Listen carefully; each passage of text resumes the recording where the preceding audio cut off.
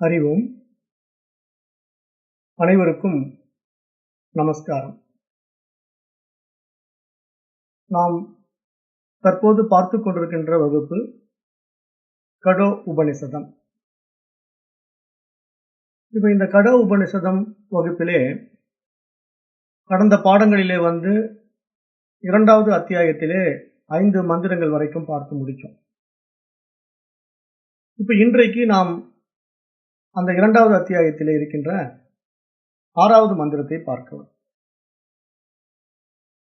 இப்ப கடந்த 5வது மந்திரத்திலே யமதர்மராஜன் நமக்கு ஒரு தெளிவை கொடுத்தார். அக வளர்ச்சியை நோக்கமாக கொண்ட இறைநெறி என்பது ஆரம்பத்திலே கடினமாகத்தான் இருக்கும், ஆனால் அது இறுதியில் பேரின்பத்தை கொடுக்கும். ஆகவே குறுக்கு வழிகளை நாடாமல் சிரமமாக இருந்தாலும் உண்மையான நேர்மையான வழியிலே ஆத்மாவை நாட வேண்டும் என்பதுதான் அந்த 5வது மந்திரத்தினுடைய கருத்தாக பார்ப்போம். ஏனென்றால் இங்கு அறியாமைகள் அகலும் போதுதான் ஆத்மா பிரகாசிக்கும் என்றுதான் உண்மையான சத்குரு சொல்லிக் கொடுப்பார். போலியான குருக்கள் அது புறத்திலே இருப்பதாகவும் அதை செய்ய வேண்டும் இதை செய்ய வேண்டும் என்றும் பலவிதமாக மக்களை குழப்பிக் கொண்டிருப்பார் என்று எச்சரிக்கை செய்தார். இப்போ 6வது மந்திரத்துல என்ன சொல்றார் அப்படின்னு பார்க்கலாம். ந சாம்பராயக பிரதிபாதி பாலம் பிரமாத்யந்தம் வித்த மோகன மூடம் அயம் லோகோ நாஸ்தி பரயிதமானி புனக புனர் வசமாபத்தியதே மே. இந்த 6வது மந்திரம் என்ன சொல்லுதுன்னா,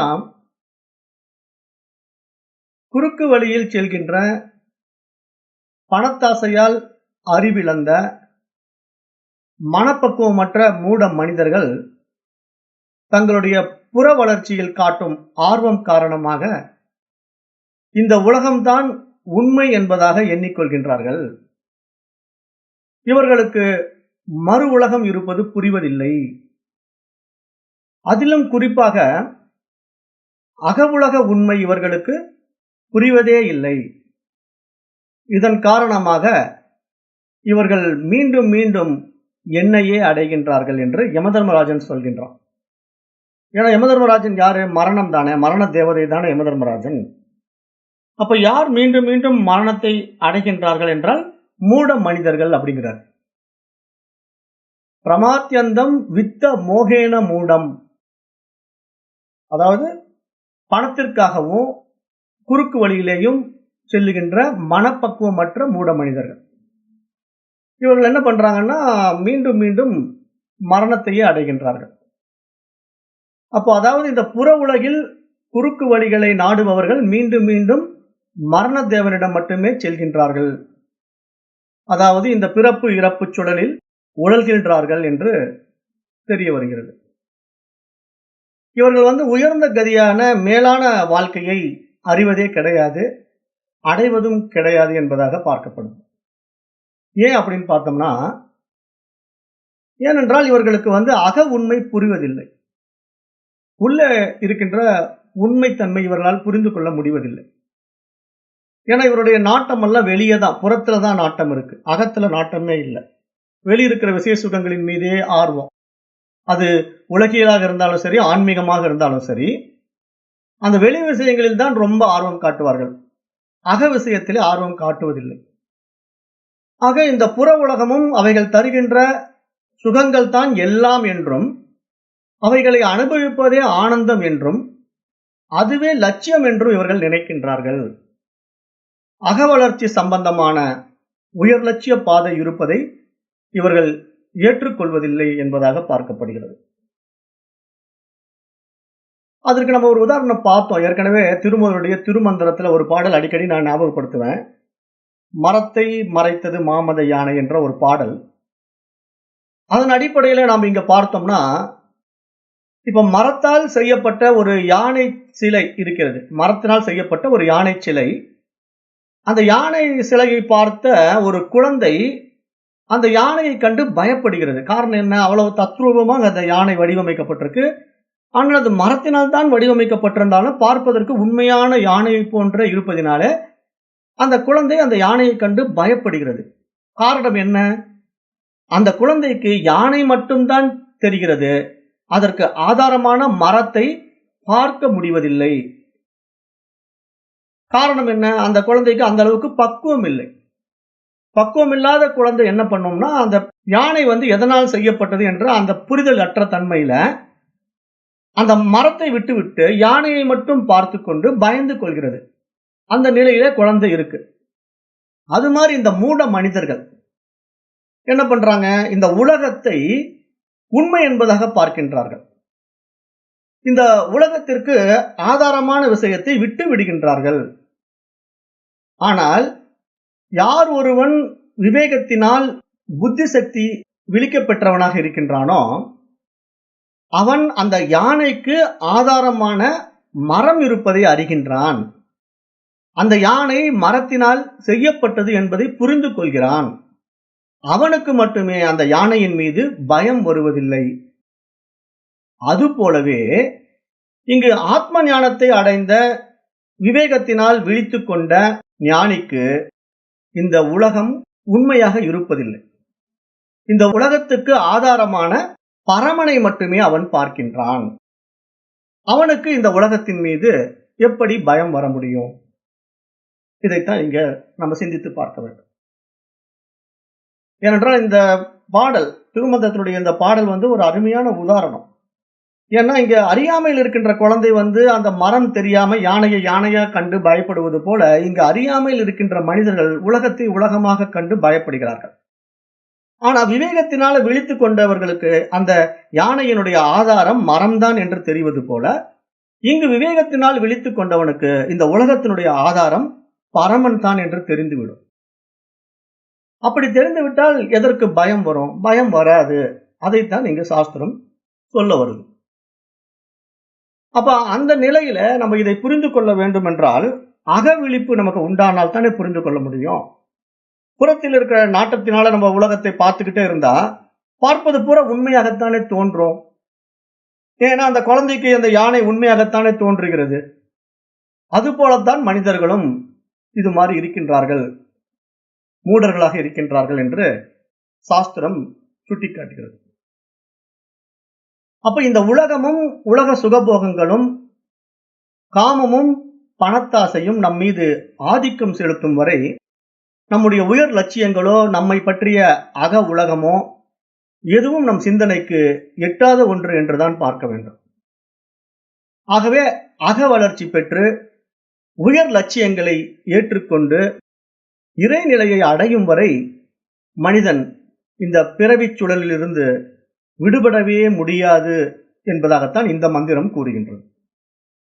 ஏன்னா இங்க இந்த 6வது மந்திரம் தெளிவா யமதர்மராஜன் சொல்லிடுறாரு. என்ன சொல்றாருன்னா, இந்த உலகம்தான் உண்மை என்பதாக எண்ணிக்கொண்டு வாழுகின்றவர்களுக்கு மறு உலகம் புரிவதில்லை. அதிலும் குறிப்பாக அக உலக உண்மை இவர்களுக்கு புரிவதே இல்லை. இதன் காரணமாக இவர்கள் மீண்டும் மீண்டும் என்னையே அடைகின்றார்கள் என்று யார் சொல்றா? யமதர்மராஜன் சொல்றார். அப்ப என்னையே அடைகின்றார்கள்னா என்ன புரிஞ்சுக்கணும்? மரணத்தை அடைகின்றார்கள் அப்படிங்கிறத புரிஞ்சுக்கணும். ஏன்னா யமதர்மராஜன் என்ன சொல்றாரு? என்னை அடைகிறான் அப்படின்னா மரணத்தை அடைகிறான் அப்படிங்கிற அடிப்படையில் நம்ம பார்க்க வேண்டியதா இருக்கு. அப்ப நம்ம மரணமற்ற பெருவாழ்வை நம்ம அடைய வேண்டும் என்றால் நமக்கு யமன் கிட்ட வேலை இல்லை இல்லையா? அப்ப அந்த நிலைக்கு நம்ம உயர வேண்டும் என்றால் அதுக்கான தகுதியை நம்ம வளர்த்து கொள்ள வேண்டும். அதற்கு ஒரே வழி ஆத்ம வித்யா தான் என்பதாக பார்க்கப்படுகிறது. அடுத்தது 7வது மந்திரத்துல 7லிருந்து 10 வரைக்கும் 4 மந்திரமே ஒரு குருவும் சீடனும் பற்றி பேச வருது. அதுவும் உண்மையான குருவும் சீடனும் அபூர்வம் என்பதாக பேசுகிறது. அந்த 7வது மந்திரத்தை பார்க்கலாம். ஸ்ரவணாயாபி பகுபிரியோ ந லப்யக ஸ்ருண்வந்தோபி பகவோ யம் ந வித்யுஹு ஆச்சரியோ வக்தா குசலோஸ்ய லப்தா ஆச்சரியோ ஞாதா குசலானு சிஷ்டகா. இங்க என்ன சொல்ல வருதுன்னா, இந்த 7வது மந்திரம் எதை பற்றி பலரால் கேட்க முடியவில்லையோ, கேட்கும் பலராலும் எதனை அறிய முடியவில்லையோ அந்த ஆத்மாவை பற்றி உபதேசிப்பவரும் அபூர்வம், அதை பற்றி கேட்பவரும் அபூர்வம். அத்தகைய அபூர்வமான ஒருவரை பின்பற்றி அதனை அறிபவரும் அபூர்வம் என்பதாக இந்த மந்திரம் சொல்ல வருது. அதாவது இந்த மந்திரத்தினுடைய உண்மையான சாரம் என்ன அப்படின்னு பார்த்தோம்னா, இந்த ஆத்மா யாராலையுமே அவ்வளவு சீக்கிரம் தெரிஞ்சுக்கவே முடியாது. ஆத்மானா என்ன அப்படிங்கிறத அவ்வளவு எளிதா மனிதர்களால் புரிந்து கொள்ள முடியாது, தெரிந்து கொள்ள முடியாது. அப்படியே தெரிந்து கொண்டாலும் அது ஒரு பரோட்ச ஞானமா தான் இருக்கும். நான் ஒரு ஆத்மா அப்படிங்கிற மாதிரி தான் மைண்ட்ல இருக்கும். ஆனா அப்படி நான் ஒரு ஆத்மா என்று நினைக்கின்ற பெரும்பாலான மனிதர்கள் கூட இருமைகளில் தான் இருப்பார்கள். ஏன்னா நான் ஒரு ஆத்மா, அவன் ஒரு ஆத்மா என்ற இருமை மனப்பான்மையில் தான் இருப்பார்கள். அந்த மாதிரி இருக்கின்ற மனநிலையில் இருக்கின்ற மனிதர்கள் என்ன பண்ணுவாங்கன்னா, இந்த பலரிட்டிருந்து பல விஷயங்களை கேட்கவே முடியாது. இந்த ஆத்மாவை பற்றி தெரிந்து கொள்ளவே முடியாது. அப்படி யாராவது ஒரு சிலர் இந்த ஆத்மாவை பற்றி கேட்டு தெரிந்து கொண்டாலும் அதை பற்றி புரிந்து கொள்ள முடியாது. அப்ப அந்த அடிப்படையில பார்க்கும்போது இந்த ஆத்மாவை பற்றி உபதேசிப்பவர் ரொம்ப ரொம்ப அபூர்வம் என்று சொல்லுது. அதை பற்றி கேட்பவரும் அபூர்வம் என்பதாகத்தான் பார்க்கப்படுகிறது. ஆக அத்தகைய அபூர்வமான ஒருவரை பின்பற்றி அதனை அறிய வருபவரும் அபூர்வம் என்பதாகத்தான் பார்க்கப்படுகிறது. அப்ப அதுல இருந்து நம்ம என்ன தெரியுது? அபூர்வம் அபூர்வம் அவர் சொல்றது அதான் ஆச்சரியோ அப்படின்னு சொல்லுது. ஆச்சரியோ பக்தா குசலோசிய லப்தா. அப்ப அந்த ஆச்சரியம் அது அபூர்வம் என்னன்னா, இது ஆச்சரியமான ஒரு விஷயம்தான். அப்படி ஆத்மாவை பற்றி உபதேசிப்பவரும் ஆச்சரியம், அதை பற்றி கேட்பவரும் ஆச்சரியம். அப்படிப்பட்ட ஒரு விஷயங்கள் அவ்வளவு எளிதா நடந்து விடாது இந்த சமுதாயத்துல. அப்ப நம்ம இதை பார்க்கும்போது, இப்ப இந்த ஆத்மா, ஆன்மீகம், கடவுள், அகவளர்ச்சி, உணர்வு போன்ற உயர் உண்மைகளை பற்றி கேட்கும் வாய்ப்பு பெரும்பாலானோருக்கு கிடைப்பதே இல்லை என்பதுதான் உண்மையாக இருக்கிறது. ஆனால் நாம் உயர் உண்மைகளை உணர்வதற்காக தகுதி பெறும்போது, நமது மனம் அதற்கான பக்குவம் பெறும்போது, அந்த உண்மைகளை உபதேசிப்பவர் சேர்வார் என்பதாகவும் பார்க்கப்படுகிறது. ஏன்னா நம்முடைய தேடுதல் ரொம்ப ஆழமாக இருந்தா குரு விடுவார். ஏன்னா நமக்கு இந்த மாதிரி விஷயத்தை தெரிந்து கொள்ள வேண்டும். யார் சொல்லி தருவா, எனக்கு இதை கற்றுக் கொடுக்கறதுக்கு ஆச்சாரியர் யார் கிடைப்பார் என்று ஒரு ஏக்கம், ஒரு ஆசை நம்ம இடத்துல வெளிப்பட ஆரம்பித்து விட்டா அந்த இறை சக்தி என்ன பண்ணும்? ஏதேனும் ஒரு ரூபத்துல அதை காட்டி கொடுக்கும். அதுக்கு நம்ம நடைமுறையில எப்படி சொல்லுவோம் அப்படின்னா, ஒரு வயல் வெளி தயாரானதும் விதை சேர்ந்தே ஆக வேண்டும் என்பது இயற்கையின் அறிய இயலாத ஒரு நியதி. அது மாதிரிதான். ஏன்னா இங்க ஒரு வயல் ரெடியா இருக்கு, உழுது விதைக்கப்பட வேண்டிய சூழ்நிலையில தயாராக இருக்குது அப்படின்னா கண்டிப்பாக அதற்கு விதை சேர்ந்தே ஆக வேண்டும். எப்படியாவது அந்த விதையை கொண்டு அங்கு அந்த வயல்வெளியிலே விதைத்து விடுவார்கள். அது மாதிரி இங்க யாருக்கு இந்த ஆத்மாவை பற்றி அறிந்து கொள்ள வேண்டும் என்ற ஆர்வம் வருகிறதோ அவர்களுக்கு அதற்கான பாதை திறக்கப்படுகிறது என்று நாம இந்த இயற்கையினுடைய அறிய இயலாத ஒரு நியதிக்குள்ள பார்க்கிறோம். ஏன்னா இயற்கை அப்படித்தான் ஆட்கொள்ளும் அப்படின்னு பெரியவங்க சொல்லியிருக்காங்க. அதாவது இறைவன் அவன் என்னை ஆட்கொண்டான் அப்படின்னு நம்ம சொல்றோம் இல்லையா, இறைவன் என்னை ஆட்கொண்டு விட்டான் அப்படின்ட்டு. அந்த ஆட்கொள்ளுதல் அப்படிங்கிறது என்ன அர்த்தம் அப்படின்னா, பெரும் சக்தி, அந்த இறை சக்தி என்ன பண்ணோம்னா தன்னை அறிந்து கொள்ள ஆர்வம் இருக்கின்ற உண்மையான அந்த ஆர்வம் காட்டுகின்றவர்களுக்கு ஏதேனும் ஒரு வகையிலே அது வெளிப்படும் என்று பார்க்க முடிகிறது. அப்ப நாம் ஆன்மீக இறைநெறியை எவ்வளவோ விரும்பியும் நமக்கு உண்மை இன்னும் கிடைக்கவில்லை என்று ஒவ்வொருவரும் அங்கலாய்த்துக் கொள்ளும் போது நாம் செய்ய வேண்டிய நமது முதல் கடமை, நம்முடைய உள்ளத்தையே நாம் ஆராய்ந்து பார்த்து உண்மையிலேயே நாம் அந்த இறை நெறியை, அதன் உண்மையை விரும்புகிறோமா என்று கண்டுபிடிப்பது மட்டும்தான். ஏன்னா நம்ம மேலோட்டமான ஒரு இறை பக்தியோ ஆர்வமோ வைத்துக்கொண்டு நம்ம ஆராய்ந்தோம்னா கிடைக்காது. ஏன்னா இன்னைக்கு பெரும்பாலான ஆன்மீகம்ங்கிறது எப்படி இருக்கு? மூட பக்தி. கோயிலுக்கு போறதும் எப்படி இருக்கு? கடவுள்கிட்ட போய் எனக்கு அது வேணும் இது வேணும் அப்படின்னு கேட்கிற மாதிரி தான் இருக்க தவிர, கடவுள்கிட்ட போய் நீ வேணும் அப்படின்னு கேட்கிறவங்க யாரு? ஒருத்தரும் கிடையாது. அப்ப இந்த மாதிரி மனிதர்கள், அதாவது புற விஷயங்கள்ல தான் நாட்டம் இருக்க தவிர தன்னை தெரிந்து கொள்ள வேண்டும், பரமனை தெரிந்து கொள்ள வேண்டும், இந்த உலகம் எப்படிப்பட்டது என்பதை தெரிந்து கொள்ள ஆர்வமற்ற மனிதர்கள் தான் அதிகமாக இருக்கின்றார்கள். அதனால இங்க என்ன சொல்ல வருது சாஸ்திரம்? உண்மையிலேயே தன்னை பற்றி ஒருவன் தெரிந்து கொள்ள வேண்டும் என்று அறிய விரும்பினால் அவனுடைய முதல் கடமை அவனுடைய உள்ளத்தையே அவன் ஆராய்ந்து பார்க்க வேண்டும். உண்மையிலேயே நாம் அந்த இறை நெறியை, அதன் உண்மையை விரும்புகிறோமா என்பதை தன்னுள்ளேயே அவன் விசாரித்து பார்க்க வேண்டும் என்றுதான் இங்க சுட்டி காட்டுது. அதை நாம் தான் ஒவ்வொருத்தரும் தனிப்பட்ட முறையில முடிவு செய்து கொள்ள வேண்டும். ஏன்னா எனக்கு உண்மையிலேயே இறைவன் தான் வேணும் என்று நான் விரும்புகிறேனா, இல்லை இறைவனை வைத்துக் கொண்டு வேறு ஏதேனும் சாதித்துக் கொள்ள விரும்புகிறேனா, அதைத்தான் நம்ம பார்க்கணும். ஏன்னா பெரும்பாலான மனிதர்கள் என்ன பண்ணுவாங்கன்னா, இந்த புற உலகத்திலேயே வாழ்ந்து வாழ்ந்து பழக்கப்பட்டவர்களுக்கு எப்படி தன்னை விட ஒரு பவர்ஃபுல்லான அந்த ஏரியாவுடைய கவுன்சிலரோ இல்லை எம்எல்ஏவோ ஒரு எம்பியோ கைக்குள்ள போட்டுக்கிட்டா நம்ம என்ன வேணா இந்த ஊருக்குள்ள சாதிக்கலாம் அப்படிங்கிற மனப்பான்மை உள்ள மனிதர்கள் இருக்காங்க இல்லையா, அவங்க என்ன பண்ணுவாங்கன்னா அந்த ஊருக்குள்ள வந்து பெரிய மனுஷர்களா பந்தா பண்ணிக்கிட்டு இருப்பாங்க. பெரிய மனிதனுடைய தொடர்பையும் உண்டாக்கி கொள்வார்கள். காரணம் என்னன்னா, இவங்க பண்ற அயோக்கியத்தனத்துக்கும் அக்கிரமத்துக்கும் துணை போடுவதற்கான ஒரு ஆள் கூட இருந்தா கொஞ்சம் இந்த சமுதாயம் நம்மளை கண்டு கொஞ்சம் பயந்துக்கும், நம்ம விஷயத்தை தலையிடாது அப்படிங்கிற மனப்பான்மை கொண்ட மனிதர்களை நம்ம பார்க்கிறோம். இது நடைமுறையில உலகியல்ல இருப்பது போலவே ஆன்மீகத்திலும் மனிதர்கள் எப்படி விரும்புறாங்க அப்படின்னா, கடவுள் என்பவர் தனக்கு ஒரு காவலாளி மாதிரி இருக்கணும், ஒரு பாதுகாவலன் மாதிரி இருக்கணும், நான் பண்ற அக்கிரமத்துக்கெல்லாம் அவர் சப்போர்ட் பண்ணணும், மற்றவர்கள் வந்து என்னை தாக்கி விடக்கூடாது, நான் ஒரு கடவுள் போர்வையில் இருந்துட்டேன் அப்படின்னா இந்த சமுதாயம் என்னை கண்டு பயந்துக்கும் அப்படிங்கிற ஒரு மனப்பான்மை. ஏன்னா நிறைய பேர் ஆன்மீகத்துக்கு அப்படித்தான் வராங்க. ஆன்மீகத்துக்குள்ள வருகின்ற பெரும்பாலான மனிதர்களை நீங்க பாத்தீங்கன்னா, அந்த ஆன்மீக வேடம் என்பது அவர்கள் செய்கின்ற அயோக்கியத்தனத்திற்கான ஒரு போர்வை. அப்படி ஒரு போர்வையை மேல போத்திக்கிட்டாங்கன்னா பாக்குறவங்க என்ன நினைப்பாங்க, அட அவர் சாமியாருங்க, அவர் பெரிய மனுஷருங்க அப்படின்ட்டு அவர் பண்ற அயோக்கியத்தனத்தை தெரியாமையே அவங்க விலகி போய்கொண்டே இருப்பார்கள். ஆனா இவர்கள் அந்த வேடம் ஏன் அணிகின்றார்கள் என்றால், இவர்களுக்கு அந்த ஆன்மீகமும் இறைவனும் இவர்கள் இந்த புற உலகில் வாழ்வதற்கான ஒரு போர்வை என்பதாக நம்ம பார்க்கிறோம். அப்ப இந்த மாதிரி புற உலகத்திலே நாட்டம் கொண்ட மனிதன் கடவுளையும் கடவுள் வழிபாட்டையும் தனக்கு சாதகமாக பயன்படுத்திக் கொள்கின்றான் என்றுதான் சாஸ்திரம் சொல்ல வருது. ஆனா உண்மையாக பரமனை அறிய ஆசைப்படுகின்றவர்கள் அவரவர்கள் உள்ளத்தையே ஆராய்ந்து பார்த்து தனக்கு உண்மையிலேயே அந்த ஆத்மாவை தன்னை பற்றி தெரிந்து கொள்ள வேண்டும் என்று விரும்புகின்றார்களா என்பதை சுய விசாரம் செய்துத்தான் பார்க்க வேண்டும் என்று சொல்ல வருது. அப்ப பெரும்பாலானவருடைய விஷயத்துல நாம் இதை பார்க்கும்போது இதற்கான தகுதி நிறைய பேர் பெறவே இல்லை என்றுதான் நம்ம பார்க்க முடியுது. அவர்களுக்கு உண்மையான ஆன்மீக தாகம் இன்னும் உண்டாகவில்லை என்பதைத்தான் நாம் காண முடிகின்றது. காரணம் என்ன என்றால், ஆன்மீகம் என்பது எல்லோராலும் எப்படி பார்க்கப்படுகிறது என்றால், நம்முடைய குறைகளை கொண்டு சென்று கொட்டுகின்ற ஒரு இடம் என்பதாகவும், நம்முடைய மனவேதனைக்கான ஒரு வடிகால் வழங்கும் இடம் என்பதாகத்தான் கோயில்களையும் மற்ற வழிபாட்டு தலங்களையும் பார்க்கின்றார்கள்.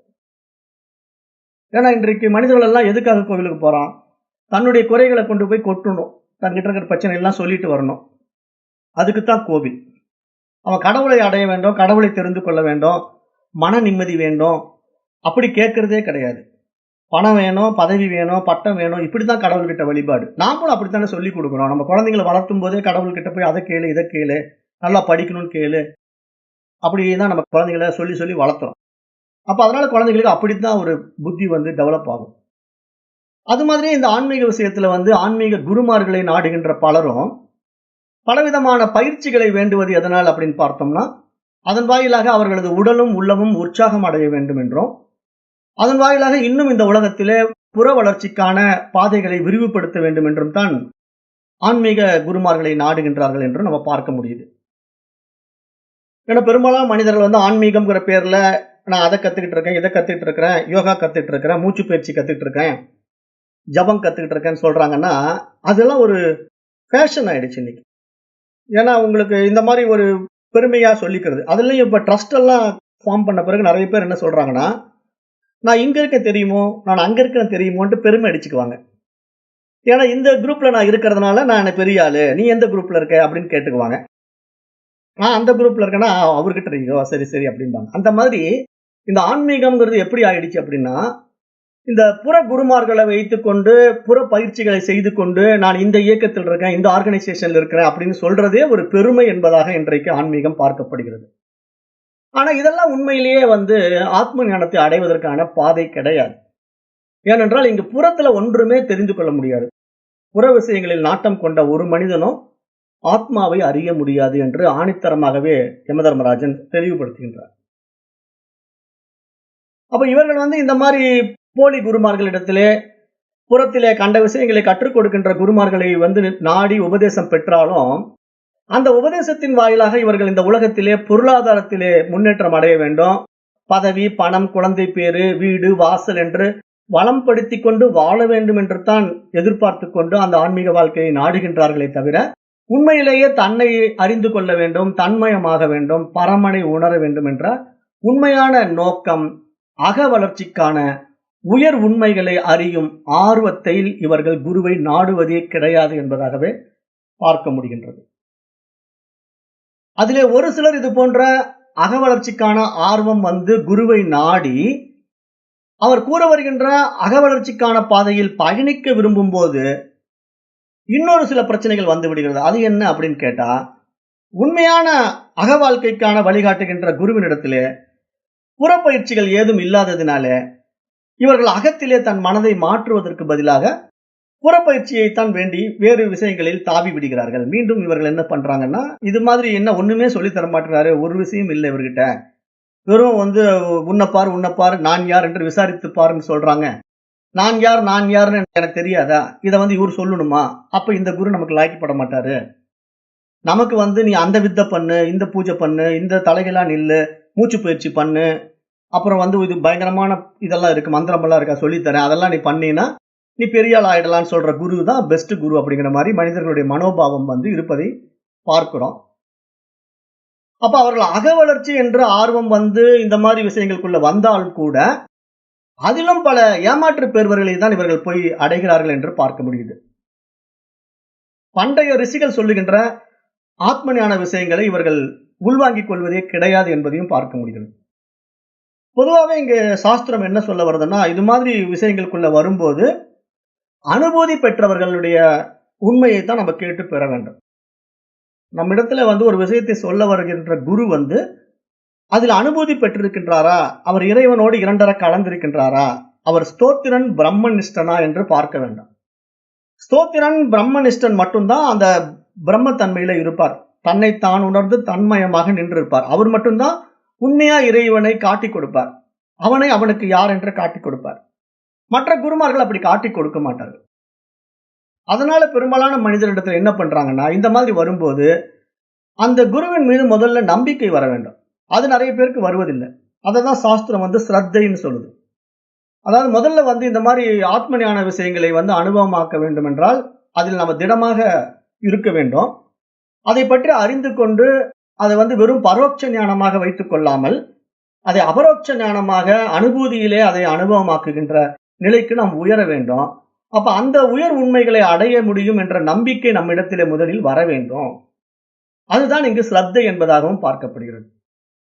அதாவது இந்த குருவினால் எனக்கு சரியாக வழிகாட்ட முடியும், இவர் சாஸ்திர விஷயங்களுக்கு விரோதம் இல்லாமல் வேதம் காட்டுகின்ற பாதையிலே நம்மை பயணிக்க வைக்கின்றார் என்ற உறுதியான நம்பிக்கை அந்த சத்குருவின் மீது இவர்களுக்கு வர வேண்டும். அப்படி வந்தால் மட்டும்தான் இந்த அத்தியாத்ம யோகம் அவர்களுக்கு அனுபவமாகும். அந்த யோகத்தின் அனுபவத்திலே அந்த ஆத்ம அனுபூதியை அவர்கள் அடைய முடியும், இறை அனுபவத்தை பெற முடியும் என்பதாகவே இங்கு சாஸ்திரம் சொல்ல வருது. அப்ப அந்த அடிப்படையில இது போன்ற ஆத்ம விஷயங்களை, அத்தியாத்ம யோகத்தை படிக்கின்ற தகுதி வாய்ந்த குருவும் அபூர்வம், தகுதி வாய்ந்த சீடனும் அபூர்வம் என்பதாகத்தான் இந்த மந்திரம் சொல்ல வருகிறது.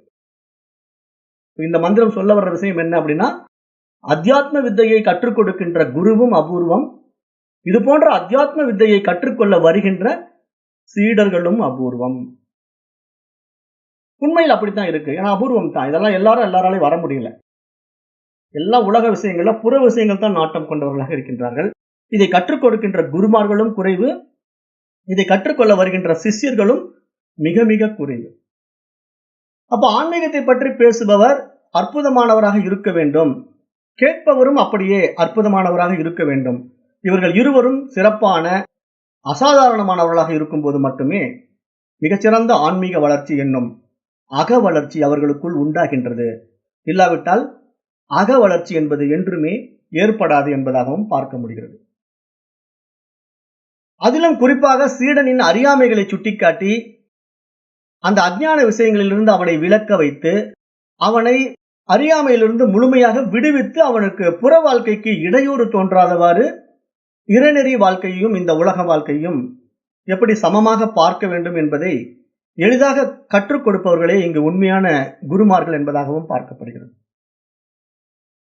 ஏன்னா இங்க இந்த அத்யாத்ம யோகம் இருக்கு இல்லையா, இந்த ஆத்ம வித்யா இருக்கு இல்லையா, இந்த ஆத்ம வித்யாவை கற்றுக்கொள்ள வருகின்ற சீடர்களை குருமார்கள் என்ன பண்ணுவாங்கன்னா, இந்த புற வளர்ச்சி அக வளர்ச்சி என்ற 2 விஷயங்களிலும் சரியாக வழி நடத்துவார்கள். காரணம் என்னன்னா, அவன் இந்த அத்தியாத்ம வித்தையை கற்றுக்கொண்டு மீண்டும் உலகில் அவன் வாழ்ந்தாக வேண்டும். கற்றுக்கொண்டு சன்னியாசியாக உடனே போயிட முடியாது. ஏன்னா அன்றைய கல்வி முறையெல்லாம் எப்படின்னா இன்றைக்கு இருக்கிற மாதிரி கிடையாது. அன்றைக்கெல்லாம் குருகுல வாழ்க்கை நீங்க எடுத்துக்கிட்டீங்கன்னா பிரம்மச்சரியம், இல்லறம், வானப்பிரஸ்தம், சந்நியாசம் என்ற ஒரு வரையறைக்குள்ள வகுக்கப்பட்டு வைத்துக் கொள்ளப்பட்டிருந்தது. அப்ப பிரம்மச்சரியம் என்று இளம் வயதிலே கல்வி கற்க வருகின்ற சீடர்களை சரியான வழிநடத்தல் மூலமாகத்தான் வழிநடத்தி கொண்டு போக வேண்டும். இல்லாவிட்டால் அவர்கள் இல்லறத்துக்கு வர முடியாது. எல்லாம் சன்னியாசி ஆயிடுவானுங்க. அப்படி ஆக முடியுமா? அப்படி ஆக வைப்பார்களான்னா யாரும் அப்படி செய்ய மாட்டாங்க. இந்த மூட குருமார்கள் இருக்காங்க இல்லையா, குருட்டு குருமார்கள், அவர்கள் தான் என்ன பண்ணுவாங்கன்னா, இந்த மாதிரி மக்களை மனமயக்கி ஏமாற்றி அவர்களை தனக்கு அடிமையாக்கி கொள்வார்கள். அதாவது இந்த மாதிரி வந்துட்டீங்கன்னா எல்லாத்தையும் விட்டுடு, இங்க இறை சேவை மட்டும்தான் பண்ணணும், குரு சேவை மட்டும்தான் செய்யணும், இதுதான் வாழ்க்கை அப்படின்னு சொல்லி தனக்கு நிறைய சிஷ்யர்களை சேர்த்து கொண்டு எல்லாரையும் சாமியார் ஆக்கி கொண்டு சந்தோஷமாக வாழுகின்ற, ஆடம்பரமாக வாழுகின்ற அநேக குருமார்களை தான் நம்ம இந்த உலகத்துல பார்க்கிறோம். ஆனா சாஸ்திரம் அப்படி சொல்லல. நீங்க முறையாக நீங்க இந்த ஆத்மாவை தெரிந்து கொள்ள வேண்டும், ஆத்ம ஞானத்தை புரிந்து கொள்ள வேண்டும் என்றால் பிரம்மச்சரியம் என்பதே கல்வி கற்கின்ற நிலைதான். பிரம்மச்சரியம் என்றால் அந்த இளம் வயதிலே கற்க வேண்டும். அப்படி கற்கும் போது தன்னை பற்றியும் இறைவனை பற்றியும் தெரிந்து கொள்ளக்கூடிய கல்வியை நம்ம கற்றுக்கொள்ளும் போது நம்ம எல்லாவற்றையும் விட்டுவிட வேண்டும் என்பது கிடையாது. இந்த உலகியல் விஷயங்களின் மீது உள்ள உண்மையை நாம் உணர வேண்டும். அதுதான் நம்ம அந்த மரத்தை மறைத்தது மாமத யானை உதாரணம் நான் சொன்னேன். இங்க அறிவு விழித்து கொண்டா அது மரத்தினால் செய்யப்பட்ட யானைன்னு தெரியும். அறிவு விழித்து கொள்ளாவிட்டால் அது உண்மையான யானை போல பயம் வரும். அது மாதிரி இங்க ஆத்ம ஞானம் வந்துவிட்டால் இந்த உலகம் பரமனாக தெரியும். ஆத்ம ஞானம் வராவிட்டால் இந்த உலகம் நம்மை பயமுறுத்தும். அப்ப இது புரியல இல்லையா நிறைய பேருக்கு. அப்ப இவங்க என்ன நினைக்கிறாங்க, அப்ப உலகமே வேண்டான்னு நினைக்கிறாங்க. எப்படி உலகத்தை வேண்டான்னு சொல்ல முடியும்? உலகத்தை எப்படி உதாசீனப்படுத்த முடியும்? இந்த உலகத்துக்கு ஆதாரமாக பரமனே இருக்கின்றான் என்பது யாருக்கு தெரியும்? பகுத்தறிவு உள்ள விவேகத்தில் விழித்து கொண்டவனுக்கு மட்டும்தான் தெரியும். மற்றவனெல்லாம் இந்த உலகத்தை வெறுப்பான், உலகத்தை உதாசீனப்படுத்துவான், மேலும் இந்த உலகத்தை விட்டு ஒதுங்கி வாழ வேண்டும் என்று சந்நியாசத்தை மேற்கொள்வான். அப்படி அவனை மேற்கொள்ள வைப்பது தவறான குருமார்களுடைய போக்கு என்பதாகத்தான் நம்ம பார்க்கிறோம். அதனால அப்படி பாதை மாறி போகக்கூடாது என்றுதான் இங்க சாஸ்திரம் யமதர்மராஜன் மூலமாகவே சுட்டி காட்டுது. அப்ப இந்த உலக வாழ்க்கையையும் இறைநேரி வாழ்க்கையையும் சமமாகத்தான் பார்க்க வேண்டும் என்று நாம் புரிந்து கொள்ள வேண்டும். ஆனா இந்த மாதிரி இந்த அக வாழ்க்கை புற வாழ்க்கை என்ற 2 வாழ்க்கையை வாழ்கின்ற இவர்களோடு நாம் ஒப்பிடும்போது மற்றவர்களெல்லாம் இந்த ஆன்மீகத்தோடு விளையாடுகின்றார்கள் என்றுதான் நம்ம பார்க்க வேண்டும். ஏன்னா இவர்களெல்லாம் விவேகமின்றி விபரீத பயிற்சிகளை எல்லாம் பயிற்றுவித்துக் கொண்டு சீடனின் சிறப்பான புத்தி சக்தியை முடக்கி முடிவில் இவர்களுக்கு அடிமைகளாக உருவாக்குகின்றார்கள் என்றுதான் நாம் பார்க்க முடிகின்றது. அப்ப இதன் வாயிலாக இவர்கள் இகபர சுகத்துடன் இன்பமாக வாழ்கின்றார்கள், சாமியார்களுடைய வேடத்திலே சந்தோஷமாக வாழ்கின்றார்கள் என்றுதான் நடைமுறையில பார்க்க முடியுது. அப்ப இது மாதிரி புரிதல் அற்ற அறியாமை கொண்ட சீடர்களும் இவர்களிடம் சிக்கி சீரழிந்து சிறுமதியால் சிறப்பான இந்த மனித வாழ்க்கையை மனம் போன போக்கிலேயே சென்று மடத்தனமாகவே முடித்துக் கொள்கிறார்கள். இவர்கள் இருவருமே கண்ணிருந்தும் குருடர்கள், காதிருந்தும் செவிடர்கள் என்பதாகவே இந்த சாஸ்திரம் இவர்களை சாடுகின்றது என்பதாகத்தான் பார்க்க முடிகிறது. கடந்த மந்திரத்தில் நம்ம பார்த்த மாதிரிதான் குருட்டும் குருட்டும் குருட்டாட்டம் ஆடி குருட்டும் குருட்டும் குழி விழுமாறு என்ற மாதிரி இரண்டுமே என்ன ஆகும்னா குழிக்குள்ளதான் விழும், தேதி வெளியே வராது என்பதாக பார்க்கிறோம் அந்த 7வது மந்திரத்தில். அடுத்தது 8வது மந்திரம். ந நரேன வரேன புரோக்த ஏச ஸ்விஜினேயோ பகுதா சிந்தியமானக அனன்ய புரோக்தே கதிரத்ர நாஸ்தி அணியான் யத்தர்க்கியம் அனுப்பிரமாண. இந்த மந்திரம், இந்த 8வது மந்திரம் என்ன சொல்லுதுன்னா, இந்த உலகியல் மனிதர்கள் புற வளர்ச்சிக்காக கூறும் பல்வேறு வழிகளால் இந்த ஆத்மாவை அறிய முடியாது. ஏனெனில் அவரவர்களுக்கு தோன்றுவதையெல்லாம் இதுதான் ஆன்மீகம் என்பதாக பலவிதமாக பலவற்றையும் கூறிக்கொண்டிருக்கின்றார்கள். உண்மையில் அனுபூதி பெற்றவனின் உபதேசங்களை பின்பற்றினால் மட்டுமே குழப்பம் இல்லை. இந்த ஆத்மா அணுவை விட நுண்ணியது, எனவே இது வாதங்களுக்கு அப்பாற்பட்டது என்பதாக இந்த மந்திரம் சொல்லுது. இந்த மந்திரத்துல நல்லா புரிஞ்சுக்கணும். இந்த மந்திரம் என்ன சொல்ல வருது அப்படின்னா, இந்த உலகியல் மனிதர்கள் என்ன பண்றாங்கன்னா, இந்த புற வளர்ச்சிக்காக கூறும் பல்வேறு வழிமுறைகள் இருக்கு. அப்படி செய்ய, இந்த மாதிரி பூஜை பண்ணு, இந்த மாதிரி யாகம் பண்ணு அப்படின்னு நிறைய இந்த புற விஷயங்களிலே நாட்டம் உண்டாக்குகின்ற, விஷய சுகங்களிலே விரிவாக்குகின்ற வழிமுறைகளை சொல்லிக் கொடுக்கின்றார்கள் இல்லையா? அந்த மாதிரி வழிமுறைகளை சொல்லிக் கொடுப்பதனால அவர்கள் ஆத்மாவை அறிய முடியாது. உலகியல்ல வேணா சிறப்பா வாழலாம். அந்த யாகம் பண்ணி, இந்த யாகம் பண்ணி, குபேர பூஜை பண்ணி பணம் வரும், லட்சுமி பூஜை பண்ணி பணம் வரும் அப்படின்ட்டு இப்படித்தானே மனிதர்கள் ஓடிக்கொண்டிருக்கிறார்கள். அன்னைக்கு கூட நான் ஒரு வீடியோ அனுப்பிச்சேன்னு சொன்னேன் இல்லையா? மார்கழி மாதம் 1ஆம் தேதி நாமக்கல் லட்சுமி நரசிம்மர் கோயில்ல அப்படியே கூட்டம் அலமோதுது. அந்த கோயில் நிர்வாகமே என்ன இவ்வளவு கூட்டம், இது வரைக்கும் இத்தனை வருஷம் இல்லாத கூட்டம் வந்துருச்சு, என்ன காரணம் அப்படின்னு அப்படியே திண்டாடி போயிட்டாங்க. எனக்கு கண்ட்ரோல் பண்ணவே முடியல, அவ்வளவு கூட்டம். கடைசியில் என்ன அவ்வளவு கூட்டம் அப்படின்னு பார்த்தா, எல்லாம் போய் சாமியை தரிசனம் பண்ணிட்டு வந்து அவ்வளவு பேரும் தியானத்துல உட்காந்துட்டாங்க. என்னடா இது, நம்ம கோயில் வழிபாட்டு முறையில தியானம் எல்லாம் வேற இருக்கா? நம்மளால இதையே இத்தனை நாள் தெரிஞ்சுக்கவே இல்லையே, இப்படி புதுசா தியானம் வேற பண்றாங்களேன்ட்டு அவங்களுக்கு ஒரே ஆச்சரியம் அந்த கோயில் நிர்வாகத்துக்கு. அப்புறம் பத்திரிகையாளர்கள்லாம் வந்துட்டாங்க. வந்து என்ன ஏதுன்னு நல்லா விசாரணை பண்ணி பார்த்தா, யாரோ ஒரு ஜோசியர் சொல்லிட்டாராமா, இந்த மாதிரி நீங்க மார்கழி 1ஆம் தேதி நாமக்கல் லட்சுமி நரசிம்மர் கோயிலுக்கு போயிட்டு அங்க நீங்க வழிபாட்டை முடிச்சிட்டு தியானம் பண்ணிட்டீங்கன்னா உங்களுக்கு பலவிதமான செல்வங்கள் வந்துவிடும் அப்படின்னு ஒரு ஜோசியர் சொல்லிட்டார். அப்ப அந்த மாதிரி புறத்துல ஒரு ஜோசியர் சொல்லிட்டாருன்ட்டு அத்தனை கூட்டம் அலமோதுது கோயில்ல.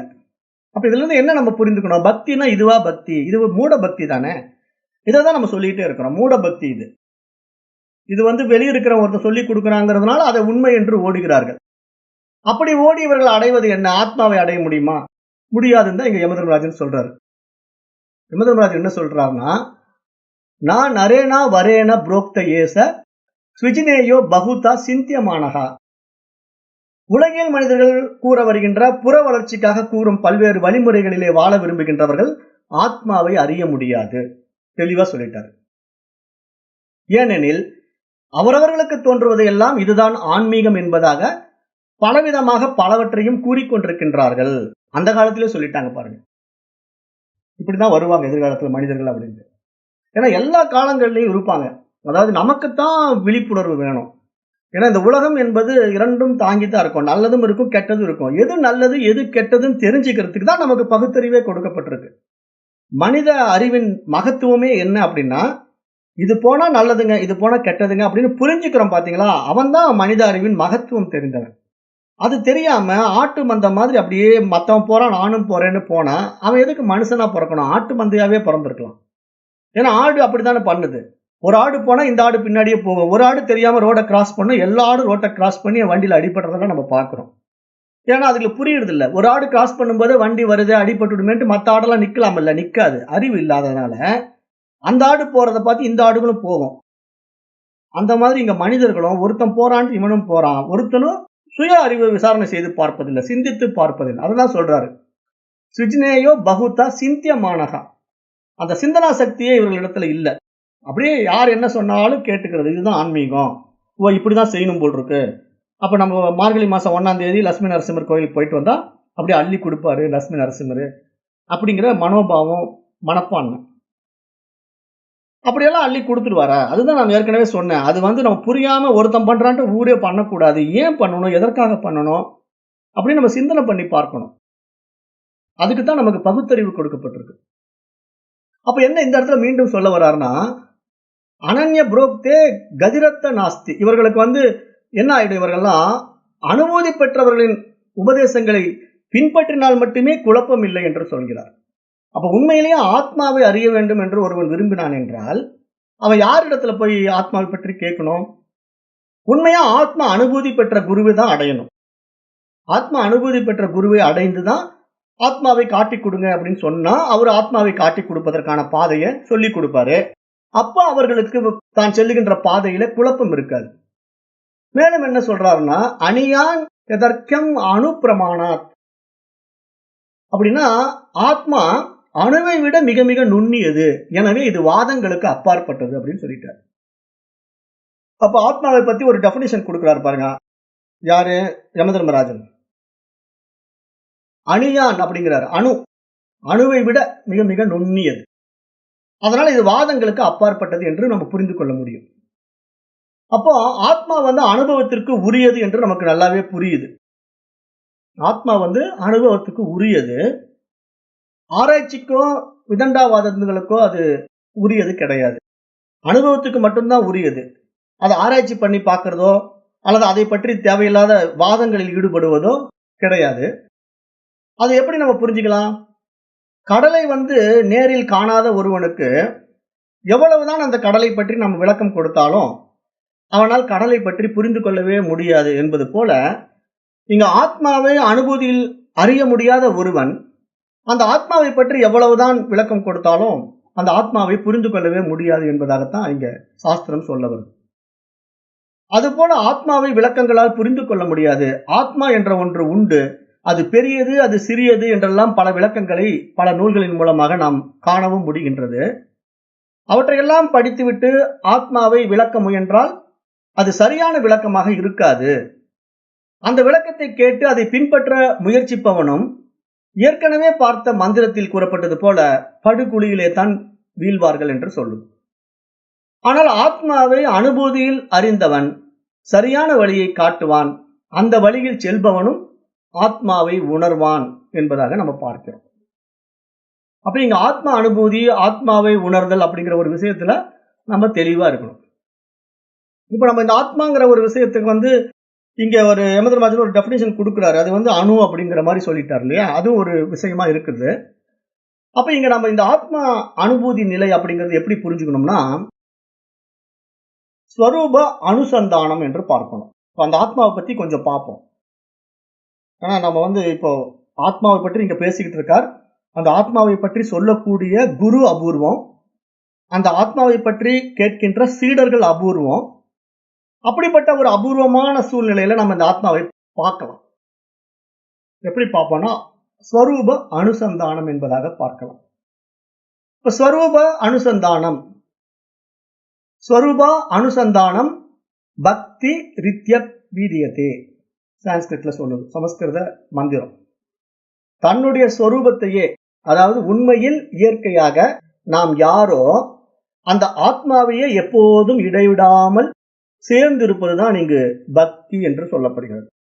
இங்க பக்தினா உண்மையிலேயே என்னன்னா அனன்ய பக்தி. அனன்ய பக்தின்னா எப்படி புரிஞ்சுக்கணும்? அந்நியம் இல்லாத பக்தி. நான் வேறு இறைவன் வேறு என்ற இருமைகளில் பக்தி கிடையவே கிடையாது. பக்தினா நானும் இறைவனும் ஒன்றே, அதுதான் பக்தி. அதுதான் இங்க சாஸ்திரம் சொல்லுது. இது அபிதீயதே என்றால் அதுதான் பக்தி என்று சொல்லப்படுகிறது என்று பொருள் புரிந்து கொள்ள வேண்டும். அப்ப அந்த பக்தியில நம்ம எதை நமக்கு வேறாக பார்க்காமல் நம்ம அதை நேசிக்கிறோம், அன்பு செலுத்துறோம்? ஆத்மாவை. ஏனென்றால் நாமும் அதுவும் வேறு வேறு கிடையாது. அப்ப நம்ம ஆத்மாவினிடத்திலே அன்பு செலுத்துவதற்கு பெயர் தான் என்ன பேரு? பக்தின்னு பேரு. அன்பும் பக்தியும் வேற வேற கிடையாது. ஏன்னா பக்தின்னா அது வேற, அன்புன்னா இது வேற அப்படின்னு பிரிச்சு பார்க்க கூடாது. அன்புதான் பக்திங்கிற ஒரு பேர்ல சொல்லப்படுது. அப்போ அந்த ஸ்வரூபத்தை அனுசந்தானம் பண்ண வேண்டும் என்று சாஸ்திரம் சொல்லுது. அப்ப நமக்கு சந்தேகம் வரலாம், அது என்னங்க அனுசந்தானம் அப்படின்னு கேட்டீங்கன்னா, சந்தானம் அப்படின்னு வார்த்தைக்கு நீங்க பொருள் எடுத்துக்கிட்டீங்கன்னா ஒன்றோடு சேர்ந்து ஒற்றி கொண்டிருப்பதுன்னு அர்த்தம். அதாவது அதுவும் இதுவும் வேறு வேறு கிடையாது, அந்த பொருளும் இந்த பொருளும் ஒன்றே, இரண்டும் ஒட்டி கொண்டிருக்கிறது என்று அதுக்கு அர்த்தம் சந்தானம் என்ற வார்த்தைக்கு. அந்த சந்திப்பு என்று சொல்லலாம் இல்லையா? அந்த மாதிரி, அதாவது ஒரு ரெண்டு முனைகள் சந்திக்கிற இடம், இந்த ஒரு முனை, இந்த தெருமுனையும் அந்த தெருமுனையும் சந்திக்கிற இடத்தை சந்தானம் என்று சொல்லலாம், ஒட்டி கொண்டிருப்பது என்று சொல்லலாம். அதுதான் இங்க அனுசந்தானம் என்பதாக பார்க்கிறோம். அப்ப அப்படி நம்ம ஆத்மாவோட எப்படிங்க ஒட்டிக்கிட்டு இருக்கிறது அப்படின்னு கேட்டீங்கன்னா, எப்பொழுதும் நம்ம ஆத்மாவோட தான் இருக்கிறோம், ஆத்மாவோட தான் இருக்கிறோம், ஆத்மாவோட தான் ஒட்டிக்கிட்டு இருக்கிறோம். ஆனா நமக்கு தெரியறது இல்லை. காரணம் என்னன்னா, நம்ம இந்த உடல் மீதும் இந்த புற உலகத்தின் மீது வைத்திருக்கின்ற அபிமானம் தான் நம்மளை ஆத்மாவிடமிருந்து பிரித்து காட்டுது. நான் வேறு அது வேறு என்பதாக பிரித்து காட்டுகிறது. அதனால நம்ம புறத்தில எதையோ தேடுறோம். அது இறைவனாக இருக்குமா, அல்லது இப்படி இருக்குமா, அப்படி இருக்குமா அப்படின்லாம் நம்ம பல கோணங்களிலே பல பெயர்களிலே நம்மால் உண்டாக்கப்பட்ட நாம ரூபங்களிலே சிக்கிக்கொண்டு இப்படி நம்ம ஆத்மாவை தேடுகின்றோம். ஆனா உண்மையில இங்க சாஸ்திரம் என்ன சொல்ல வருதுன்னா, அந்த ஆத்மாவே தான் நீ. நீயே தான் அந்த ஆத்மா. நீயே தான் அந்த பரமன். ஆனா உனக்கு எது தடையாக இருக்குது அப்படின்னா, உன்னுடைய அந்தக்கரணம் தான் தடையா இருக்குதுன்னு சொல்லுது. ஏன்னா நம்ம இடத்துல இருக்கிற அந்தக்கரணம்ங்கிறது என்ன அப்படின்னு பார்த்தீங்கன்னா, மனம், புத்தி, சித்தம், அகங்காரம் என்றதுதான் அந்தக்கரணம் என்று நம்ம பார்த்தோம். அப்ப நம்ம இடத்துல இருக்கின்ற மனசு தான் இந்த மாதிரி உலக சுகங்கள் எல்லாம் ஏற்றி வைத்துக் கொள்கிறது. ஏராளமான வெளி விஷயங்களை ஏற்றி வைத்துக் கொண்டு, இது இன்னது என்று பகுத்து பிரித்தறிகின்ற அந்த புத்தி சக்தியை கொண்டு இந்த உலகத்தை பார்ப்பது போலவே, தன்னையும் பார்க்கின்றது, இறைவனையும் பார்க்கின்றது. இதுதான் இங்க இந்த அந்தக்கரணத்தில் உண்டான ஒரு குழப்பம் என்று சொல்ல வருது சாஸ்திரம். ஏன்னா, இங்க உண்மையிலேயே நாம அந்த சொரூபமாகவே, ஆத்மாவாகவே இருப்பதை தெரிந்து கொள்ள முடியாமல் நமக்கு தடையாக இருப்பதற்கு மிக முக்கிய காரணமும் இதே மனசு தான். ஏன்னா இந்த மனதை கொண்டுதான் நம்ம எல்லாவற்றையும் அறிந்து கொண்டாலும், அந்த புத்தியினால இது இன்னது என்று பகுத்து பிரித்து புரிந்து கொண்டாலும், அந்த புத்தியை சுத்த பிரம்மத்திலேயே ஸ்தாபித்து சமாதானப்படுத்த வேண்டும் என்பதை நம்ம மறந்து விட்டோம். ஏனென்றால் நமக்கு அந்த அக வளர்ச்சி இல்லையா? நம்ம தான் புற வளர்ச்சியில ஓடிட்டு இருக்கிறோம். நம்ம வெளி விஷயங்கள் தான் நாட்டம் கொள்கிறோம். உள்ள திரும்புறது கிடையாது. உள்ள திரும்பினாதானே நம்ம இடத்துல இருக்கிற புத்தி சக்தி அந்த சுத்த பிரம்மத்தில் ஐக்கியமாக வேண்டிய ஒரு நிலையை நம்ம உண்டாக்க முடியும். அப்பதானே சுத்த பிரம்மத்திடத்திலேயே நாம ஈடுபட்டு கொண்டு அந்த இயல்போடு இணைந்து இரண்டரை கலந்து இருக்க முடியும். அதை நம்ம செய்யறது இல்லை. அப்ப அது மாதிரி ஒரு விஷயங்களை, உபதேசங்களை தான் இந்த ஆத்ம வித்யா நமக்கு சொல்லி கொடுக்குது. அந்த ஆத்ம வித்யாவில் முக்கிய கருத்தாக யமதர்மராஜன் வர்ற விஷயம் என்ன, அத்தியாத்ம யோகம் என்று எதை சொல்லுது அப்படின்னு பாத்தீங்கன்னா, நம்முடைய புத்தியை விழிப்புற செய்வதுதான் இங்க ஆத்ம வித்யா, ஆத்ம யோகம் என்று நம்ம சொல்றோம். அத்தியாத்ம யோகம் என்று சொல்றோம்.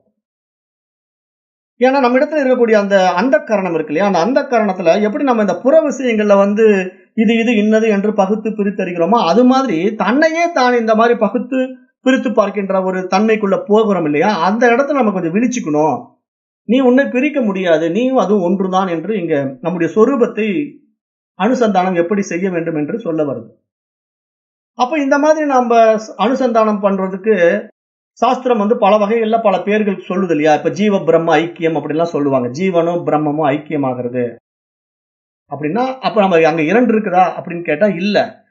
அந்த புரிதலற்ற தன்மையில நம்ம வேறாக பாவித்துக் கொண்டு நான் வேறு, இறைவன் வேறு, நான் வேறு, ஆத்மா வேறு என்பதாக பார்க்கிறதுனால வரக்கூடிய ஒரு குழப்ப நிலை. இது துவைதிகளால் உண்டாக்கப்பட்ட ஒரு நிலை. இந்த இடத்துலதான் நம்ம கொஞ்சம் விழிச்சுக்கணும்னு சாஸ்திரம் சொல்லுது. ஏன்னா அந்த விழிப்பு நிலை, அந்த ஆத்மாவினுடைய தன்மை, அது தன்னுடைய சுபாவம், தன்னுடைய சொரூபம் அப்படிங்கிற அந்த பாவனை நம்ம இடத்துல அனுபவம் ஆகணும் அப்படின்னா அந்த இணைப்பு உண்டாக வேண்டும் என்று சொல்ல வருது. அனுசந்தானம் அப்படின்னா நானும் அதுவும் வேறு வேறு அல்ல என்ற ஒரு இணைப்பை அங்கு ஏற்படுத்த வேண்டும். அதுதான் அனுசந்தானம், ஸ்வரூப அனுசந்தானம் என்று சாஸ்திரம் சொல்ல வருது. அந்த முமுட்சுதை இருக்கு இல்லையா, அந்த மாதிரி அறிய வேண்டும், நானே அந்த ஆத்மா என்று அறியக்கூடிய ஒரு யோக்கியதை இருக்கு. அது மோட்சத்தின் மீது இச்சை உள்ளவனை நம்ம முமுட்சு என்று சொல்வதைத்தான் முமுட்சுதைன்னு சொல்றோம். அந்த முமுட்சுதையை பற்றி நம்ம பேசும்போது ஸ்வஸ்வரூப அவபோதா அப்படின்னு சாஸ்திரம் அதை பத்தி எக்ஸ்பிளைன் பண்ணுது. அதாவது இந்த பக்தியை இப்படி சொல்லுது, ஸ்வஸ்வரூப அனுசந்தானம் அப்படின்ட்டு. ஸ்வஸ்வரூபா அவபோதா அப்படின்னா விழிப்புன்ற அர்த்தம். அதாவது இங்க நாம விழித்துக் கொள்வது, இங்க ஆத்மாவை பற்றிய ஒரு அறிவு நம்ம இடத்திலே வெளிப்படுவது. அது எப்படி வெளிப்படும் அப்படின்னா, நீங்க புற விஷயங்கள்னால இந்த ஆத்மாவை அறிந்து கொள்ள முடியாது. காரணம் என்னன்னா, புலன்களாலோ மனதினாலோ யாராலையும் சொல்லி ஆத்மாவை புரிய வைக்கவே முடியாது. அப்படி ஒருத்தன் ஆத்மாவை இப்படித்தான் சொல்லி புரிய வச்சுட்டான்னா அது ஒரு பொய்யான விஷயமா தான் இருக்கும், உண்மையான விஷயமாக இருக்க முடியாது. அப்ப நாம எப்படிங்க இப்ப இந்த ஆத்மாவை பத்தி பேசுறோம், அப்ப எப்படிங்க இந்த சாஸ்திரம் ஆத்மாவை பத்தி பேசுது அப்படின்னு சொன்னா, இங்க சாஸ்திரம் உண்மையிலேயே என்ன செய்யுது அப்படின்னு கேட்டீங்கன்னா, உங்களுடைய சொரூபத்தை உங்களுக்கு காட்டி கொடுக்கறது தான் செய்யுது. உங்க இடத்துல இருக்கக்கூடிய அஜ்ஞானத்தை நீக்குது. நீ நினைக்கிற மாதிரி நீ இந்த உடல் கிடையாது, நீ இந்த மனசு கிடையாது, இந்த உலகத்தை உண்மையாக என்று பார்த்து கொண்டிருக்கிறாய் இல்லையா, இந்த உலகத்தில் இருக்கிற விவகாரங்கள் எல்லாம் உண்மை என்று நம்பிக்கொண்டு அதன் போக்கிலே ஓடிக்கொண்டிருக்கின்றாய் இல்லையா, இது எல்லாம் உண்மை கிடையாது, இந்த இடத்துல நீ கொஞ்சம் விழித்துக்கொள் அப்படின்னு அந்த விழிப்பு நிலையை காட்டி, அந்த விழிப்பு நிலையில் தான் நீ விடுதலை பெற வேண்டும் என்று சொல்லுது. அதுதான் புருஷார்த்தத்துல சொல்றோம் இல்லையா, வீடு பேரு என்று, அந்த தான் விடுதலை. அப்ப அந்த முமுட்சுதை நமக்கு வரணும். அந்த விஷயம் நமக்கு புரிஞ்சா மட்டும்தான் நம்ம அந்த ஆத்மா தான் நான் என்ற அனுபூதியை அடைய முடியும். அப்ப அந்த இடத்துல நமக்கு அங்க என்ன ஒரு சேஞ்சஸ் வரணும் அப்படின்னு கேட்டா, அந்த கரண சுத்தி நடக்கணும். அந்த கரண சுத்தின்னா மனம், புத்தி, சித்தம், அகங்காரம்ங்கிற படிநிலையில நம்ம பயணிக்கும் போது புற விஷயங்களால் நாம் ஏற்றி வைத்துக் கொண்ட ஏராளமான விஷயங்களை எல்லாம் நம்ம இன்னது இது என்றெல்லாம் பகுத்து பிரித்து பார்த்து நம்ம இடத்துல 2 விஷயங்கள் வரும். அது என்ன தெரியுமா? நான், எனது அப்படிங்கிற 2 விஷயம். அதுதான் அகங்காரம், மமகாரம்ங்கிற விஷயம். இப்ப இந்த அகங்காரம், மமகாரம்ங்கிற இந்த 2 விஷயம் தான் நம்மள என்ன பண்ணுதுன்னா, நான் என்று இந்த உடலையும் மனதையும் அபிமானிப்பவனாக நான் மாறிவிட்டேன். மமகாரம் என்பதில் எப்படின்னா, இங்க படைக்கப்பட்டவையெல்லாம் என்னுடையது. இந்த உலகத்துல நான் இதை அனுபவிக்க போறேன், அதை அனுபவிக்க போறேன். இது என்னுடைய மனைவி, என்னுடைய குழந்தை, என்னுடைய சொத்து, என்னுடைய சுகம் அப்படின்னு மனசு இதுலெல்லாம் போய் சிக்குது. இதெல்லாம் மனதுல புறத்தில் ஏற்றி வைக்கப்பட்ட ஏராளமான விஷய சுகங்கள். இது நமக்கு விவேகத்தினால தான் புரிய வரும். இல்லைன்னா புரிய வராது. அதுக்குத்தான் நான் அந்த பாடல் மரத்தை மறைத்தது மாமலை யானை பாடலை ஏற்கனவே ஒரு பாடலை ஓமானமா கொடுத்தேன். ஏன்னா மனசு மயங்குது இல்லையா? குழந்தைக்கு அந்த புத்தி சக்தி இல்ல. குழந்தை மனசு. அது என்ன பண்ணுது? யானையை கண்டு அந்த யானை உருவை கண்டு பயந்துக்குது. ஐயோ யானை அப்படின்னு அப்பா கிட்ட பயந்துகிட்டு கத்துது. அப்போ அவங்க அப்பா இருந்துட்டு இல்லம்மா அது யானை கிடையாது.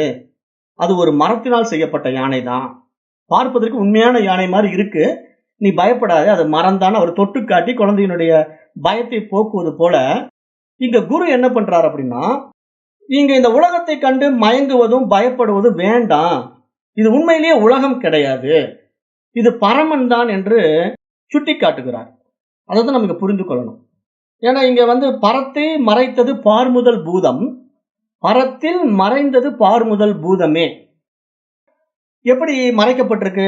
பஞ்ச பூதங்களால இந்த உலகம் உண்டாக்கப்பட்டிருக்கு. அது இறைவனை மறைக்குது. அப்ப நம்ம அது மாதிரி இங்க மனம் என்ன பண்ணுதுன்னா, இந்த அகங்காரம் மமகாரத்துல சிக்கிக்கொண்டு இந்த விஷய சுகங்கள் எல்லாம் உண்மை என்று நம்பிக்கொண்டு தன்னையும் இறைவனையும் தெரியாமல் மயங்குகின்ற மனோநிலை தான் அந்த காரணத்தினுடைய குழப்ப நிலை என்று சாஸ்திரம் சுட்டிக்காட்டி, அந்த நிலையிலே நாம கொஞ்சம் விழித்துக் கொள்ள வேண்டும். அந்த விழிப்பு நிலை என்பது விவேகத்தினால் தான் நடைபெறும். அப்ப அந்த விவேகம் உனக்கு எப்படி வெளிப்படும் என்றால், தன்னிடத்திலிருந்து அது மலர வேண்டும். விவேகம் என்பது வெளியிருந்து ஏற்றி வைக்கப்பட்ட நாலெட்ஜ் சம்பந்தப்பட்ட விவேகம் இல்லை. இது தன்னை பற்றிய ஒரு விவேகம், தன்னை பற்றிய ஒரு விழிப்பு. அதுதான் நம்ம கிட்ட இருக்கிற சுயம், நம்முடைய ஸ்வரூபம். அப்ப அந்த நம்முடைய ஸ்வரூபத்தை நம்ம வெளியே கொண்டு வரணும் அப்படின்னா, ஏற்கனவே நாம் தவறாக ஏற்றிக்கொண்டிருக்கின்ற விஷயங்கள் எல்லாம் நம்ம விட்டு விட்டால் தானே நம்முடைய சுயம் நம்ம இடத்துல இருந்து வெளிப்படும். நம்ம தவறான விஷயத்தை விட முடியாம, நான் தான் இந்த உடல், நான் தான் இந்த மனிதன், நான் தான் இன்னார் என்று அபிமானித்துக் கொண்டிருக்கின்ற வரைக்கும் எங்கிருந்து நம்முடைய சுயம் நமக்கு வெளிப்படும்? என்றைக்கு வெளிப்படாது. அப்ப இங்க ஆத்மா உண்மையிலேயே விழித்துக் கொள்வது அப்படின்னு நம்ம எப்படி புரிஞ்சுக்கணும் அப்படின்னா, ஏதோ நமக்கு தெரியாம இருக்கிற ஒரு நிலையை நம்ம தெரிந்து கொள்வது போல நம்ம புரிந்து கொள்ளக்கூடாது. அது வாஸ்தவத்திலேயே இங்க சுயம் பிரகாசமான அந்த ஸ்வயம் எப்பொழுதும் பிரகாசித்துக் கொண்டே இருக்கிறது. ஆனால் அதை இந்த உலகம் என்ற மாயை மறைக்கிறது. அதுதான் இங்க நம்ம புரிஞ்சுக்கணும். நம்மிடத்துல மனம் ஏற்றி வைத்துக் கொண்ட ஏராளமான விஷய சுகங்கள் இந்த உலகமாக விரிந்து நம்முடைய சுயத்தை மறைக்கிறது. அதைத்தான் நாம் இங்க புரிந்து கொள்ளும் போதுதான் நமக்கு அந்த ஆத்ம ஞானம் உண்டாகிறது. ஓ, நான் நினைக்கிற மாதிரி இதெல்லாம் உண்மை கிடையாதா? அப்ப நான் என்னுடைய சுயத்தினாலதான் இந்த உலகம் பிரகாசிக்குதா? நான் இருப்பதனால்தான் இந்த உலகம் இருக்கிறதா? அப்படின்னு நான் அந்த உண்மை நானை பிடிக்கும் போது, இப்ப நான் என்று இதுவரைக்கும் அபிமானித்துக் கொண்டிருக்கிறது இந்த உடல் சார்ந்த நான். இந்த நான்ல நான் இந்த உலகத்தை பார்த்துட்டு இருந்தா உலகம் உண்மையா இருக்கிற மாதிரி தான் தெரியும். உலகத்தில் இருக்கின்ற உறவுகள் உண்மையாக இருப்பது தான் தெரியும். பணம், பதவி, பட்டம், பகட்டு எல்லாம் இருக்கும். ஆனா இந்த நான் அல்ல. உண்மையில் நான் யார் என்று என்னுடைய வாஸ்தவமான நான், என்னுடைய சுயமான நான், என்னுடைய சொரூபத்தை நான் உணரும் போது எனக்கு இந்த மாயை புரிய வரும். இந்த உலகம் என்பது என் மீது, என் சுயத்தின் மீது ஏற்றி வைக்கப்பட்டிருக்கிறது, என் அறிவின் மீது ஏற்றி வைக்கப்பட்டிருக்கின்றது என்ற ஒரு விழிப்பு நம்ம இடத்திலே உண்டாகிவிடும். இதுதான் ஆத்ம அனுபூதி, ஆத்ம அனுசந்தானம் அப்படின்னு சாஸ்திரம் சொல்லுது. அப்ப இது மாதிரி நம்ம புரிந்து கொள்ளணும். நம்ம அதை விட்டுட்டு ஆத்மானா அது எங்கேயோ இருக்குது, அதை நான் எங்கேயோ போய் அடைய போறேன், அது பல ஆயிரக்கணக்கான மைல்களுக்கு அப்பாட்டு இருக்கு, அப்படி இப்படின்னு ஏதேதோ கற்பனைகள்ல நம்ம வாழக்கூடாது. அப்ப நம்முடைய சுயம் நம்ம அறியும் போது நமக்குள்ளேயே அது அனுபவம் ஆகிறது, நமக்கு அனுபவத்துல வருவதை பார்க்க முடிகிறது. அப்ப அப்படிப்பட்ட ஒரு சுய அனுபவம், ஆத்ம அனுசந்தானம் நம்ம இடத்துல உண்டாக வேண்டியிருக்கு. ஒரு வழிமுறையும் இருக்குது. ஒரு சின்ன க்ளூ கொடுக்குறேன், அதை பிடிச்சிக்குங்க. எப்படி அப்படின்னா, இப்ப நம்ம எப்பயுமே அந்த ஆத்மா தான் தெரிஞ்சுக்கிறதுக்கான நிறைய பேர் தான் பிராக்டிஸ்ன்னு கேட்குறீங்க இல்லையா? அந்த பிராக்டிஸ்ங்கிறது சொல்ல முடியாது. இதை நம்மளையே நம்ம பார்க்கறது. எப்படி பார்க்கறது அப்படின்னா, ஒரு ஸ்மால் பிராக்டிஸ். இப்போ எப்பெல்லாம் நீங்க ஃப்ரீயா இருக்கிறீங்களோ, அப்ப நீங்க கண்ணை மூடிக்குங்க. கண்ணை மூடின உடனே அங்க ஒரு இருட்டு வரும். ஒன்றும் இருக்காது. கம்ப்ளீட் அந்த கண்ணினுடைய புற வெளிச்சத்துக்கு தகுந்த மாதிரி அந்த பார்வை இருக்கும், இருள் இருக்கும். கண்ணை மூடின ஒரு இமையினுடைய இருள் நமக்கு தெரியும். நீங்க சூரிய வெளிச்சத்துல கண்ணை மூடினா ஒரு சிவந்த நிறம் தெரியும். வீட்டுக்குள்ள கண்ணை மூடினா ஒரு இருள் தெரியும். ஆனா நம்ம பொதுவா வெளியிருந்து இதை செய்ய முடியாது. ஏன்னா பப்ளிக்கான இடத்துல 4 பேர் போய் வர்ற இடத்துல, ஆர்ப்பாட்டமான இடத்துல இதை செய்ய முடியாது. வீட்டுல சும்மா இருக்கும்போது கண்ணை மூடினீங்கன்னா ஒரு இருள் தெரியும். இப்ப அந்த இருளை பார்த்தீங்கன்னா உங்களுக்கு என்ன தெரியுது? வெறும் இருட்டு மட்டும் தெரியுதா? ஆனா அந்த இருளை பார்ப்பவன் யார்? கொஞ்சம் சிந்தனை பண்ணி பாருங்க. கண்ணு தானே இத்தனை நாள் எல்லாத்தையும் பார்த்துட்டு இருந்தது. இப்ப அந்த கண்ணையே நம்ம மூடிட்டோமே. கண்ணுனால நம்ம காட்சிகளை கண்டு கொண்டிருந்தோம். இப்ப அந்த கண்ணை நம்ம மூடிட்டோம். ஒரு செகண்ட் எல்லாம் கண்ணை மூடுங்க. கம்ப்ளீட் இருட்டா இருக்கா? அப்ப அந்த இருட்டை பார்க்கிறது யாரு? அதுதான் ஆத்மா. அந்த இருட்டை எது பார்க்குதோ அதுதான் ஆத்மா. அப்ப அதுதான் நான். அந்த நான் என்ன பண்ணுதுன்னா, வெளியே எதையோ பார்க்குது நம்ம நினைக்க கூடாது. நான் தான் அதை பார்த்துக்கிட்டு இருக்கேன். நான் மட்டும்தான் இருக்கிறேன். அப்ப அந்த இருளை நான் பார்க்கின்றேன் என்றால் இங்கு நான் தான் பார்ப்பான். அப்ப நான் பார்ப்பவனாக இருக்கின்ற என்னுடைய பார்வையினாலே பார்க்கப்படும் பொருள் இருக்கிறது.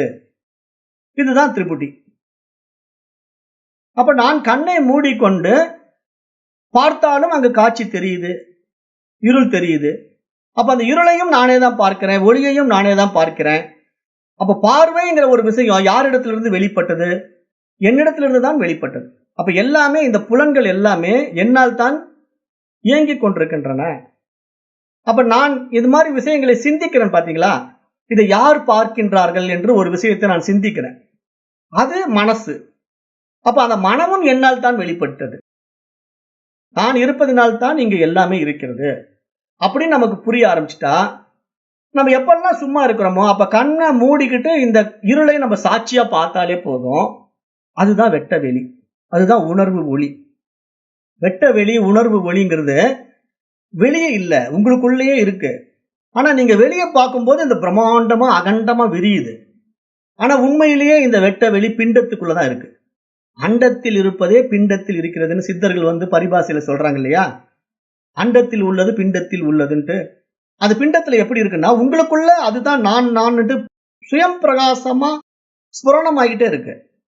சதா ஸ்புரணம் ஆகிட்டு இருக்கு. நான் என்று நம்முள்ளே அது எப்பொழுதும் ஸ்புரணமாகிக் கொண்டிருக்கிறது. ஆனால் அதுதான் நான் என்று நாம் அறியாமல் நாம் ஏற்றி வைத்துக் கொண்ட ஏராளமான எண்ணங்களை நான் என்பதாக பாவித்துக் கொண்டு வாழ்கின்ற வாழ்க்கை தான் புற வளர்ச்சிக்கான வாழ்க்கை.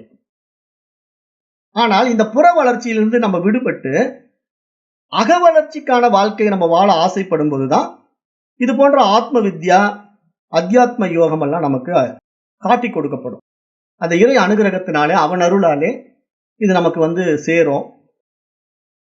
அது உண்மையான சீடர்கள் கிடைக்கிறது அபூர்வம்னு சாஸ்திரம் சொல்லுது இல்லையா?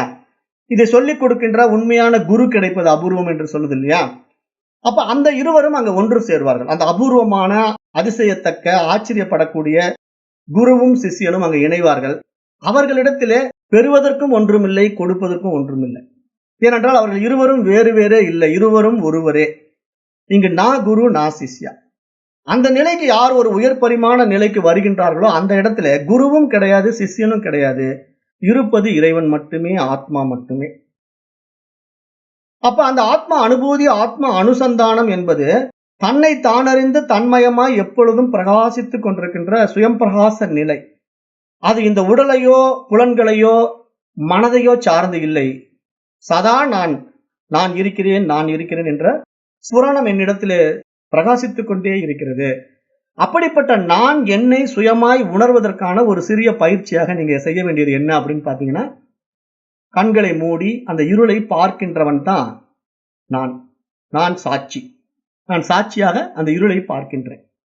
அப்ப அந்த இருள்ல ஒண்ணும் இல்லை இல்லையா? அந்த இருள்ல என்ன இருக்கு? ஒண்ணும் கிடையாது. அதுதான் வெட்ட வெளி. வெட்ட வெளியில என்ன இருக்கு? ஒண்ணுமே கிடையாது. ஆனா அந்த வெட்ட வெளிக்குள்ள பிரபஞ்சம்னு ஒண்ணு வந்துடுச்சே, எப்படி வருது? அது புலன்கள் வேலை செஞ்சா வரும், புலன்கள் வேலை செய்யலன்னா வராது. அப்ப நம்ம கண்ணை மூடிக்கிட்டு வெறும் இருளை பார்த்தா அது வெட்ட வெளி, அங்க ஒன்றுமே இல்ல. கண்ணை திறந்துகிட்டு உலகத்தை பார்த்தா அண்ட சராசரமே தெரியும். அப்ப இந்த வெட்ட வெளி விரியுது வெளிய.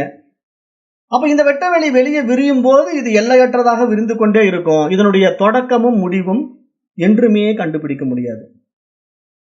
எந்த ஒரு விஞ்ஞான நுட்பத்தை கொண்டோ, எவ்வளவு மிகப்பெரிய தொழில்நுட்பத்தை கொண்டோ ஆதியையும் அந்தத்தையும் மனிதன் அறியவே முடியாது.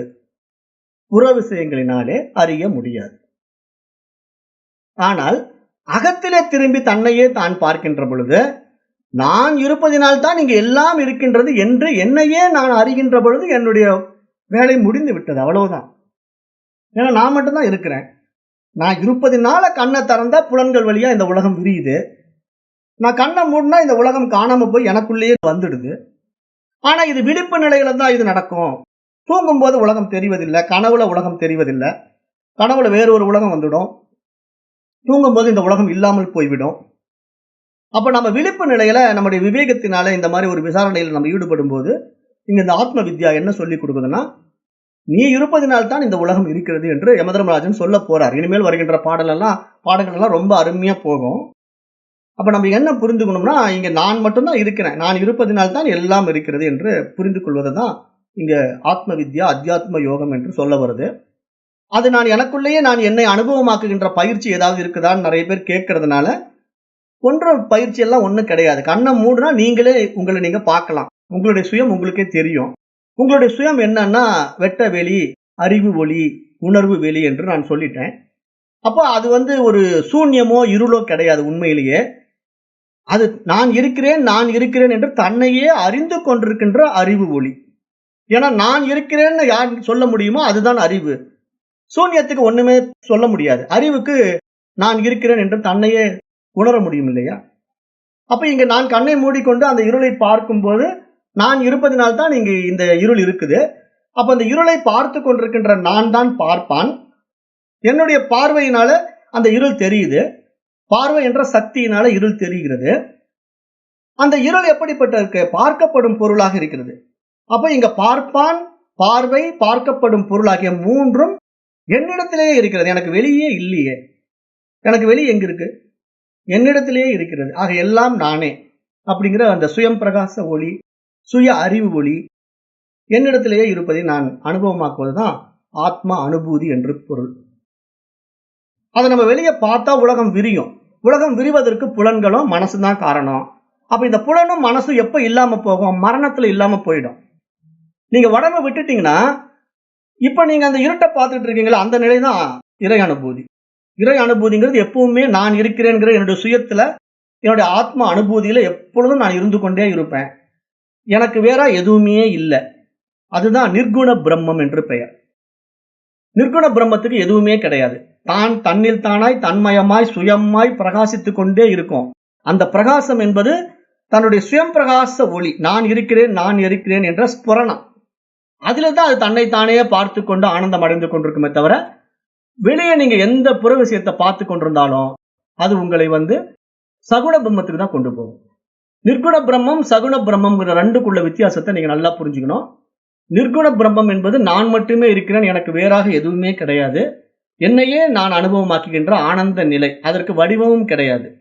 அது என்னுடைய தன்னுணர்வு, சுய உணர்வு, சுயம் பிரகாச உணர்வுன்றதை நம்ம பார்க்கணும்.